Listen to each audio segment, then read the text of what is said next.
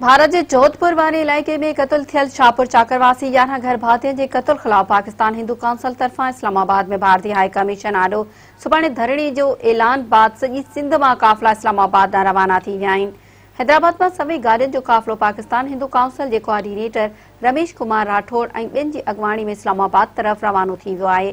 काफ़िले में औरतुनि जो बि वॾो अंग शरीक आहे। बदीन मां वीरू लोहार ऐं प्रकाश लोहार जी अॻवाणी में 4 बसुनि जो काफ़िलो इस्लामाबाद रवानो थी वियो आहे। शाहपुर चाकर मां बि हिंदू बिरादरी जा माण्हू इस्लामाबाद धरणे में शिरकत लाइ रवाना थी चुका आहिनि। काज़ी अहमद में लजपत राय ऐं हिरजी भील जी अॻवाणी में सभई माण्हू मरकज़ी काफ़िले में शामिल थी विया।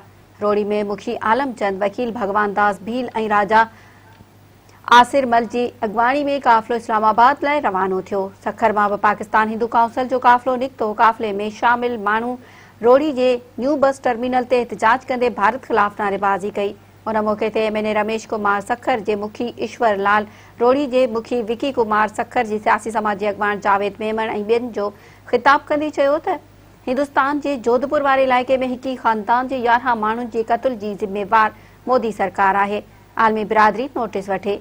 वाक़े में मुलवस जवाबदारनि खे सख़्त खां सख़्त सज़ा ॾिनी वञे। मुतासिर ख़ानदाननि सां इंसाफ़ लाइ सुभाणे इस्लामाबाद में भारतीय हाई कमीशन आॾो धरणो हंयो वेंदो।